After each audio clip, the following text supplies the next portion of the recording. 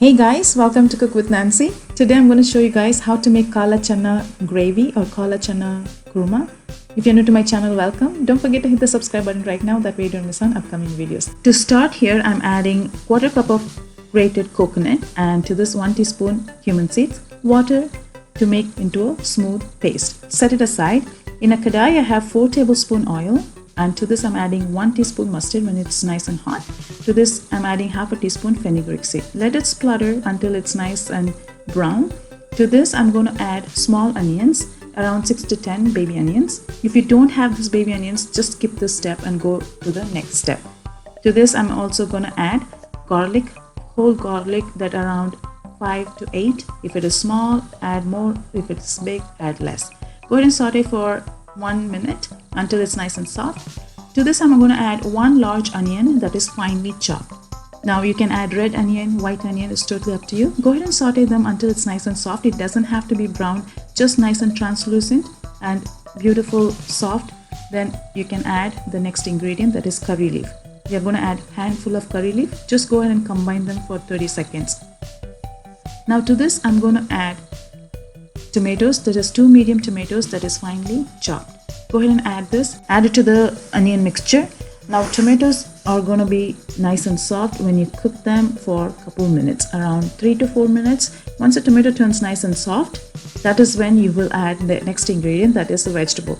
You can add potatoes, you can add even eggplant. So if you find eggplant, you can definitely add that. I couldn't find in my market, so I'm skipping that. So I'm adding just a potato, that is 1 large potato cut into small pieces. To this I'm adding 1.5 teaspoon chili powder, 1.5 teaspoon coriander powder, and 1 teaspoon cumin powder, 1/2 teaspoon turmeric. You want to make sure your heat is on very low heat so that the masala doesn't burn. Cook for another 2 minutes until all the masala is well combined. To this I'm going to add salt as needed. Now to this I'm adding 1.5 cup of chana, that is Kala Chana, that is soaked last night for 8 hours, and I cooked it this morning for until I got 3 whistles in the pressure cooker, and you can see it's just cooked through, it's not mushy.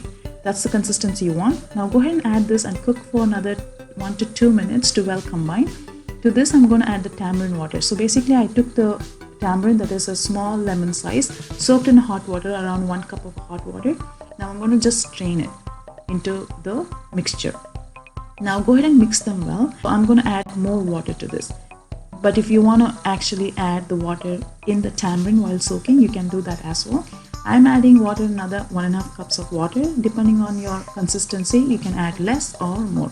Now go ahead and let it boil. Once it comes to a boil, cover it and cook for another 10 to 15 minutes. We want the potatoes to just cook through, and we don't want it to be too mushy. So make sure you just cook enough. Now add the coconut mixture that we prepared earlier. Combine and cook for another 10 minutes uncovered. And adjust any seasoning at this stage because it's almost done. You want to adjust the consistency, adjust the salt, anything at this time, you have to do that. Now combine and add some cilantro. Serve hot. You can add some butter on top, ghee on top, and it's ready to be served. I hope you enjoy watching this video. If you have any questions, let me know. I will see you soon in my next video. Till then, take care guys. Bye.